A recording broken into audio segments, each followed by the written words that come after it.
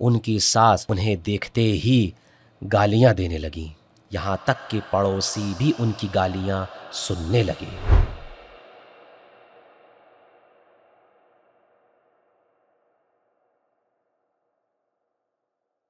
مرحوم علامہ سید قاضی، جو مشہور عارف اور آیت اللہ محمد تقی بہجت کے استاد تھے، ان کے ایک اور شاگرد سید ہاشم الحداد تھے۔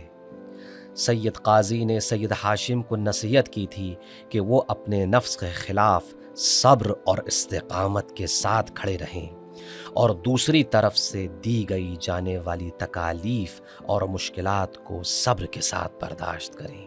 ایک وقت ایسا آیا جب سید ہاشم کو مالی مشکلات کا سامنا کرنا پڑا، جس کی وجہ سے وہ اپنے خاندان کے ساتھ اپنے سسرال میں رہنے پر مجبور ہو گئے۔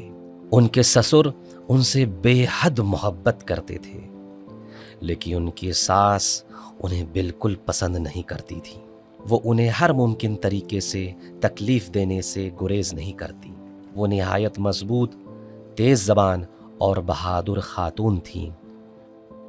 سید ہاشم بیان کرتے ہیں، صحن کے درمیان جہاں ہمارے اور ان کے کمرے تھے، خوشبودار چاول کے بورے اور تیل کے ڈبے ایک کے اوپر ایک رکھے تھے، مگر وہ ہمیں ان میں سے کچھ بھی دینے کو تیار نہ تھیں، بلکہ میری ساس جان بوجھ کر چاہتی تھیں کہ میں مشکلات میں مبتلا رہوں، جیسے کہ اس سے انہیں خوشی ملتی ہو۔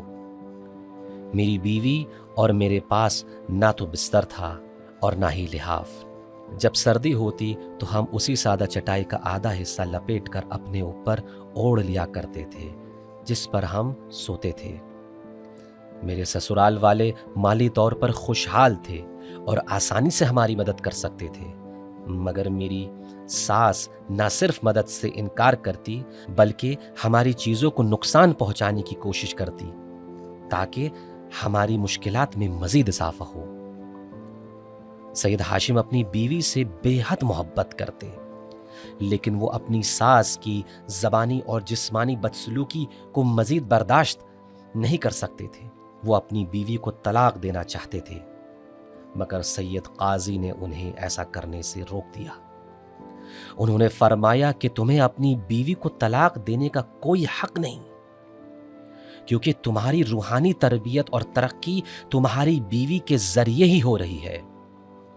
تمہیں برداشت کرنا ہوگا، کیونکہ یہی تمہاری آزمائش ہے۔ سید ہاشم نے استاد کے حکم کی تعمیل کی اور صبر سے حالات کو برداشت کرتے رہے، چاہے ان کی ساس نے ان پر کتنی ہی سختیاں کیوں نہ کی۔ ایک رات جب وہ گھر پہنچے تو بے حد تھکے ہوئے، نڈھال، بھوکے اور پیاسے تھے۔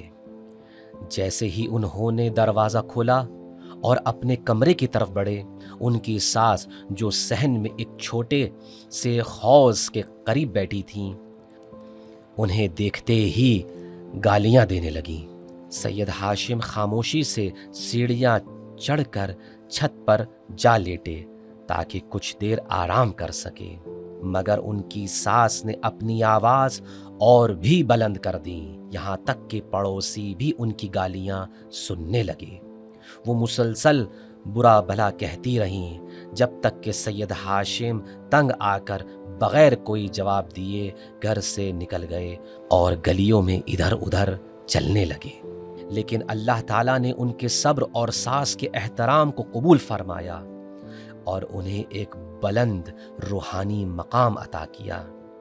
سید ہاشم فرماتے ہیں، اگر میں سید علی قاضی کی نصیحت پر عمل نہ کرتا اور اپنی ساس کی بدسلوکی کو برداشت نہ کرتا تو میں وہیں پرانا سید ہاشم رہتا، جو ہمیشہ افسردہ، ناخوش، کمزور، مقید اور پریشان رہتا تھا۔